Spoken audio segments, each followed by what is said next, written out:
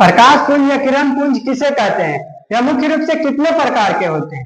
तो आइए जानते हैं। तो किरणों के समूह को प्रकाश पुंज या किरण पुंज कहा जाता है। यह मुख्य रूप से 3 प्रकार के होते हैं। सबसे पहला समांतर प्रकाश पुंज, अभिसारी प्रकाश पुंज और अपसारी प्रकाश पुंज। तो आइए सबसे पहले जानते हैं समांतर प्रकाश पुंज किसे कहते हैं। तो वैसा प्रकाश पुंज जिसके सभी किरणें समांतर हो उसे समांतर प्रकाश पुंज कहा जाता है। जैसे में सूर्य की किरणें, सूर्य पृथ्वी से बहुत ज्यादा दूर है, इसलिए उसकी किरणें लगभग समान ही होती है, इसलिए उसे समांतर प्रकाश पुंज कहा जाता है। अब आते हैं अभिसारी प्रकाश पुंज किसे कहते हैं। तो वैसा प्रकाश पुंज जिसके सभी किरणें एक बिंदु पर आकर गिरती है उसे अभिसारी प्रकाश पुंज कहा जाता है। इसका एक उदाहरण है उत्तल लेंस। तो आपको हम पिछले क्लास में बताए थे कि हमारा आंख किस तरह व्यवहार करती है, उत्तल लेंस की तरह व्यवहार करती है। तो इसका मतलब क्या है, मतलब आप कहना क्या चाह रहे हैं? तो हम कहना यह चाह रहे हैं, जब हम किसी वस्तु को देखते हैं तो हमें दिखाई कैसे देता है?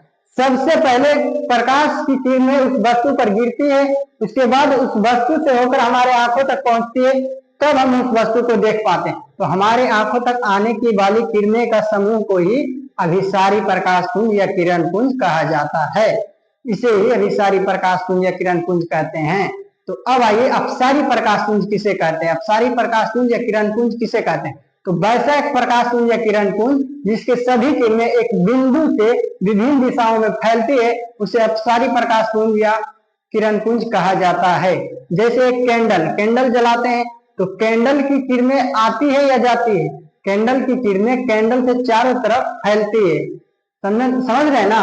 कैंडल से चारों तरफ फैलती है, इसे ही अपसारी प्रकाश पुंज कहते हैं। तो आज के लिए बस इतना ही। क्लास आपको कैसा लगा सबसे पहले आप कमेंट करें, अगर अच्छा लगा तो लाइक कर दें और चैनल को सब्सक्राइब कर लें और ऑल कर दें ताकि आपको हर दिन हर रोज इस तरह का क्लास देते रहें। और अपने दोस्तों को शेयर जरूर करें ताकि वह भी इस क्लास को ले सके। फिर मिलते हैं अगली क्लास में।